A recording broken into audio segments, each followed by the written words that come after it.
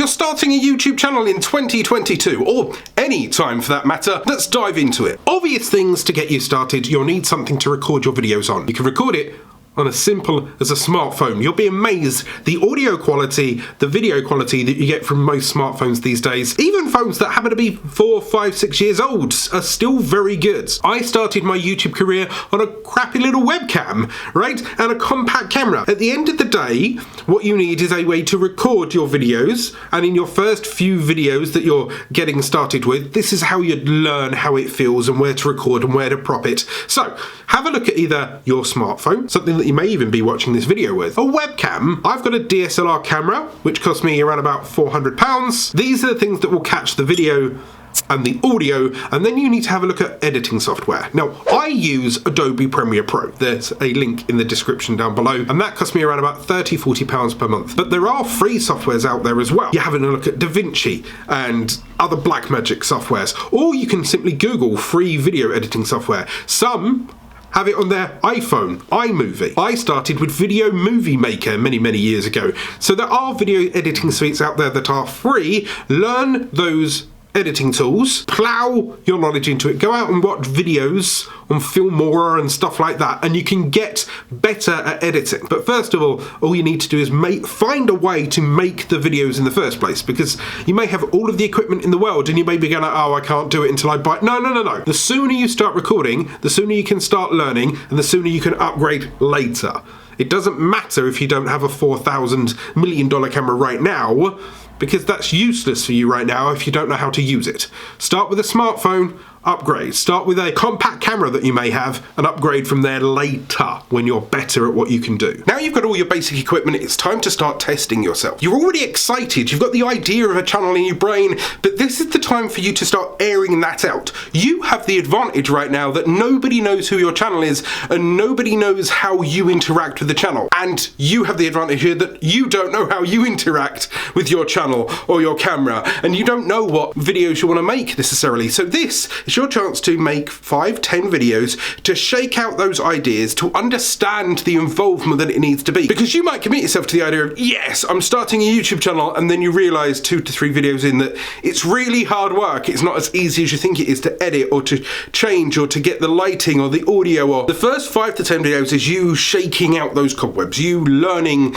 the bare minimum basics of understanding how this works. Make your videos, see how it goes, see how it flows, learn that lesson, publish them, thumbnail them, title them, add your description, have a look at tags. These are the things that you need to get into your muscle memory to learn, because you'll be doing this a lot over the time. I've easily done 3, 4, 5,000 videos on the internet over the course of my 8–9 year existence. And I'll be honest, I've got much better at the thumbnails now than I ever was 2, 3, 5, 6 years ago. Best of all, this is the best time for you to experiment. Maybe you thought you'd like gaming, but you changed your mind and you want to vlog, and then you actually want to do how-tos. Now you want to do head-down stuff so you can have a look at the table with your hands. These are the videos that helps you understand what you truly want to do, because if you decide in your head to commit, I'm always going to do DIY, it's only ever going to be downward facing, I'm only ever going to show my hands and never my face, and then you do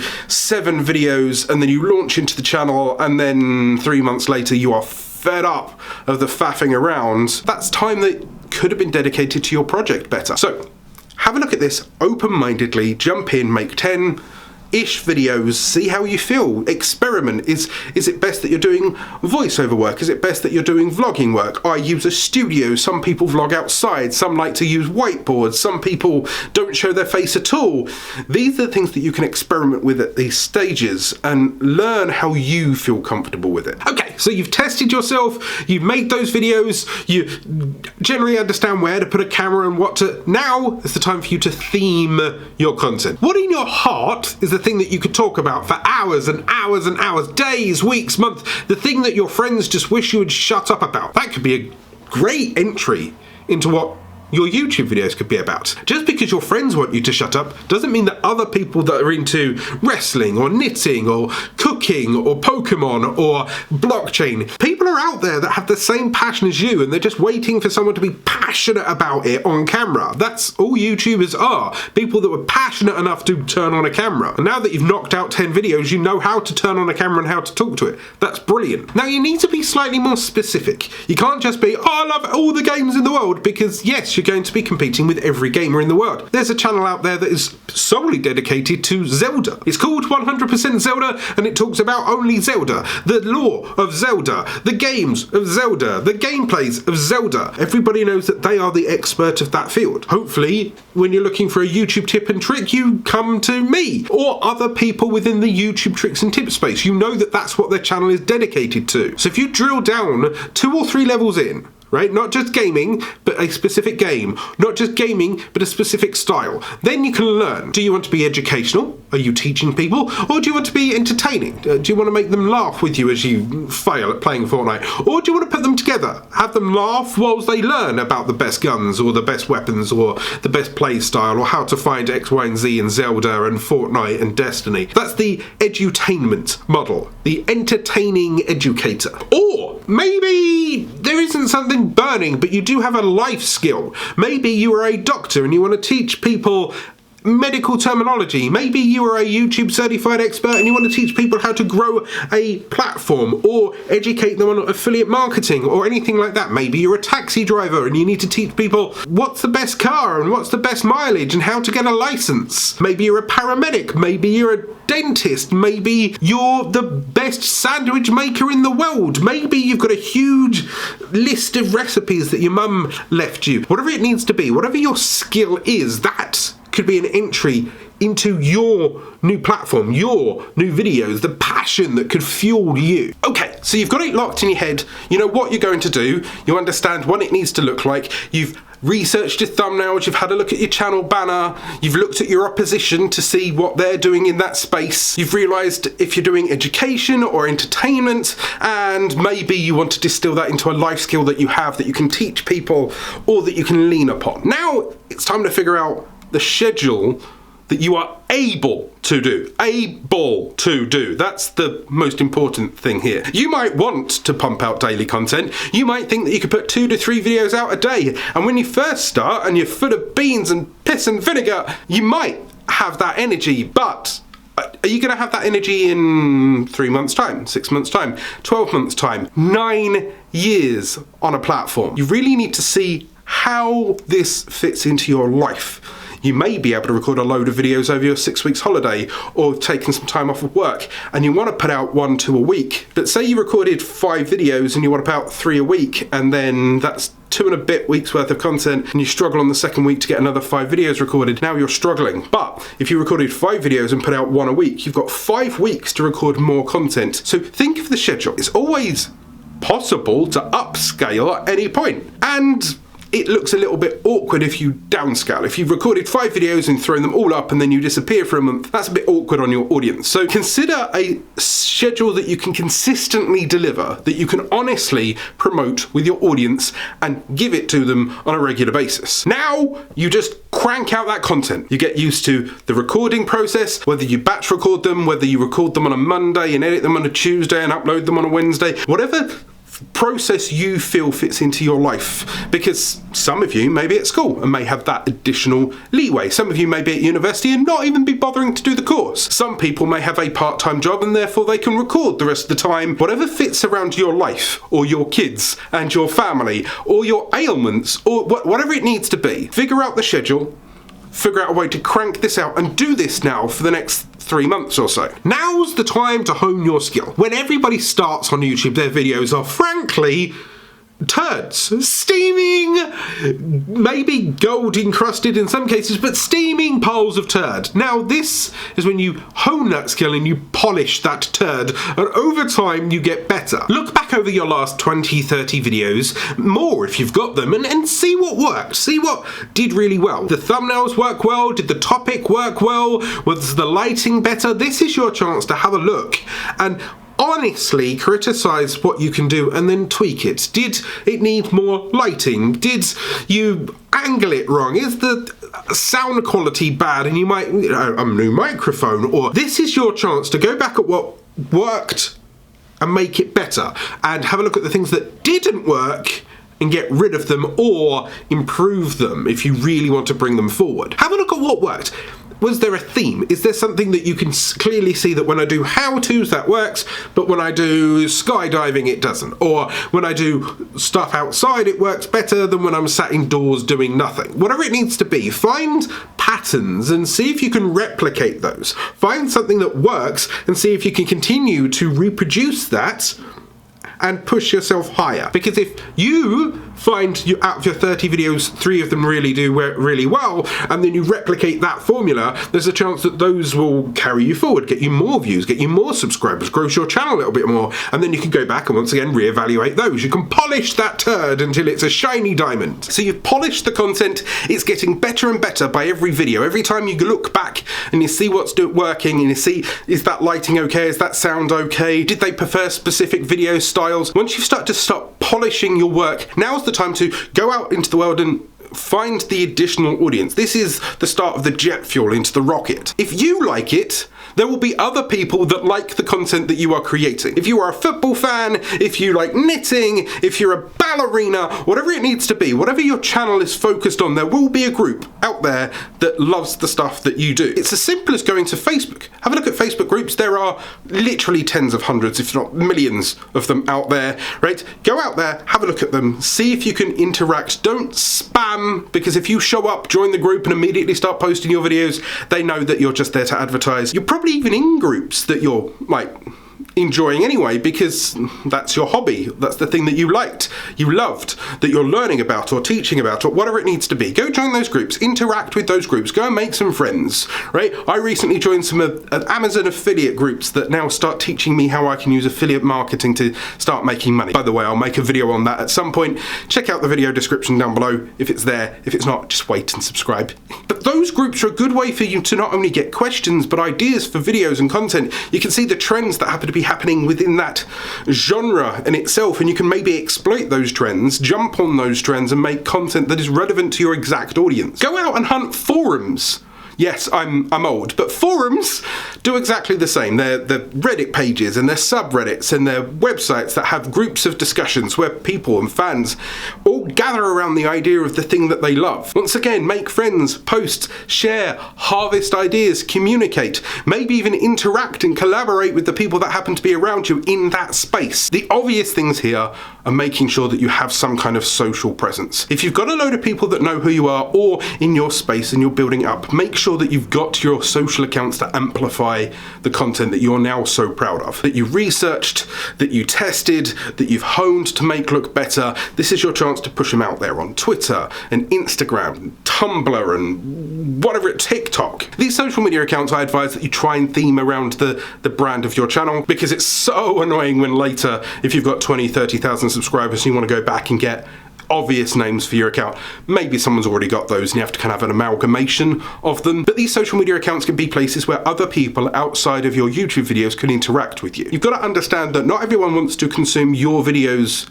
on YouTube. They might want to consume your video in a podcast as you've ripped out the audio, or they might want to consume your videos on Twitter in 20, 30-second clips, or on TikTok where you've made it into a vertical format. Make the content to bring people into you. Cater to them. You need to cater to multiple audiences, okay? Because if you're lazy and only put your YouTube videos on Facebook, it feels a bit awkward. Or if you kind of crop it out and put your YouTube video on TikTok, it looks weird. It feels disconnected. So build your social media out to bring people into you. Is your content gaming? Is your content streamable, right? There's people online that sit on Twitch just eating food. There's people on Twitch playing Dungeons and Dragons or just sat there chatting to you, right? They're going through every fine detail of their fashion. Twitch is another platform with a very wide audience that can bring people in, and if you're able to talk and connect, and if you're an extrovert that communicates very well, that could be another place to promote you. That way you can say, well, you can watch my live stream on Twitch and then you can come over to YouTube and see my pre-recorded stuff. My favorite tool, however,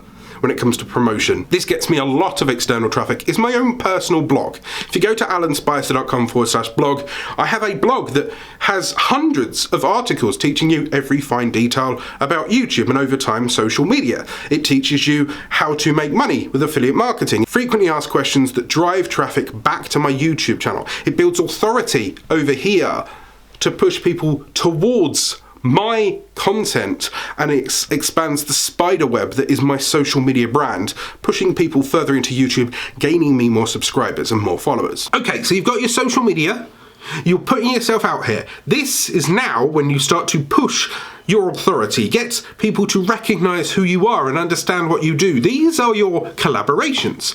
You go and talk to people that are in your space. This doesn't necessarily have to be you asking PewDiePie for a shout out. If you've got 1,000 subscribers, go and talk to someone with 20, with 50, with 100. Bring those up, because those are 20, 30, 50 people that might want to watch similar content to you. You can help them.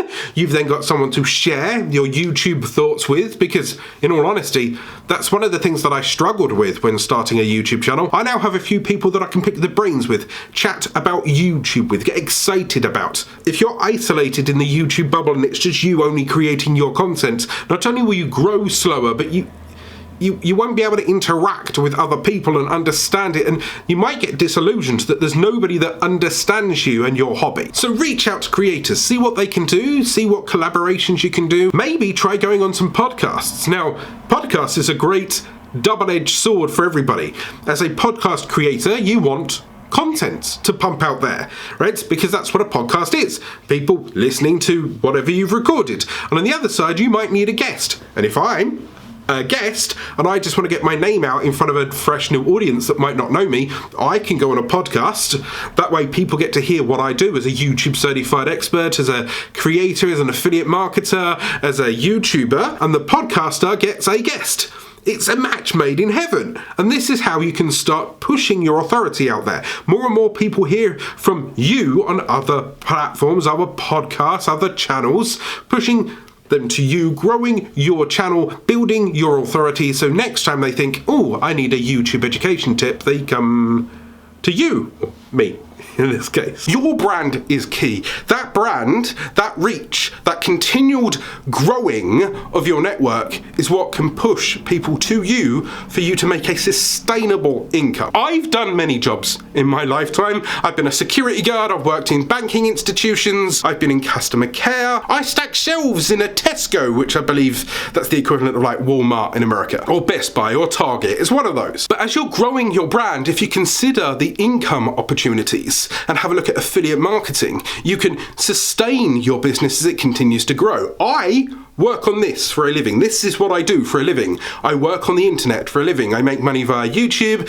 and Amazon and affiliate marketing and social media content and editing for clients and consulting, everything. If you consider the base income over time and you start it as you go through, it will grow with you, and your authority continues to amplify that as you put more external traffic in going forward. I use affiliate marketing a lot, and that happens to be, if you have a look in the description down below, you'll see links to products like vidIQ that can help you with your SEO and help rank your videos better using proper tags. Links to people like rev.com that can help you with the transcriptions and the subtitles on here. Links to companies that do all the banner artwork and stuff like that, or the lights that are behind me. Affiliate marketing is a really good passive way of you pushing traffic to your audience. As I've mentioned previously in my videos, you'll be amazed how many people read the description of your content to try and find out what camera I'm using, what lights I'm using, that kind of thing. And it's those services and your traffic that push people that direction, and for every sale I'll get 5, 10, 20% or a small amount of money, along with the YouTube videos, along with Twitch, along with whatever it needs to be. That income can then be reinvested back into your business, back into your YouTube videos. Have a look at Mr. Beast. Every single dollar he's made, he's put back into videos. And initially, he saved up and he got a webcam, and then a better microphone, and then an iPhone, and then he started giving out $10,000 to homeless people, and then he started giving away $100,000 for people hands on a car, and then blah, blah, blah, all the way up to Squid Game, where it was £500,000 for playing a load of school games. Affiliate marketing really does work. There'll be a link in the description down below of a affiliate marketing guide for beginners, right? Go check that out at the end of the video. Digital products could be the next best thing as well. You can sign up for places like Spreadshirt. and Teespring, where they'll create your own merchandise. You design your own thing, they print it onto your t-shirts and your mugs and your leggings and your iPhone cases, and you can sell from there. But digital products are things that you make digitally once and then you can sell over and over and over again. Let's say I was to write a 20-page kind of ebook telling you every fine detail of how I set up my camera and 20 places that you can go get affiliate deals from. And if that sounds really, really interesting to you, you'd go down and you'd click and you'd buy it, and I would charge, say, $5, and if there was 1,000 people that bought that ebook for $5, I've made $5,000. Now, your audience may have something like that. Are you knitting? Teach them a pattern. Are you a gamer? Consider some kind of gaming t-shirt or product or service or an ebook on how to shoot better in Fortnite or whatever it needs to be, some kind of strategy guide. There will be something that you personally would have been willing to buy in your shoes when you first started. Maybe make that digital thing, and once it's made once and you put it on a website, you never have to make it again, and it just continues to sell itself. Or alternatively, I sell my own skills. I have been on this platform for 8, 9, 10 years. I have 2 YouTube channels. This one, which at the moment has around about 40,000 subscribers, and my crypto channel, which I started at the start of this year, and it's barreling towards 10,000 subscribers in itself. Proof that you can start a YouTube channel, understand a trend, and get 10,000 subscribers, in my case, in around about 5 months. I sell my skills on my own website, generating reports for people. I can tell you exactly what's wrong with your channel. You can flick through it. I can either do it in written form, I can do it in video format, or some people hire me on a retainer and I coach them month to month. That's my skill that I sell. What skill do you have? Can you teach people how to best perform in Fortnite? Can you do destiny carries? Can you design something for someone? Can you knit someone a personalized jumper? Can you give them 10 minutes of your time to talk about history or makeup? Anything that you wish. Sell your skills and you can then funnel that into wherever you want. These are fantastic side hustles that can make you a lot of money. And if you want 7 more of them, there's a video right here. 7 hustles for YouTubers, and I'll see you soon.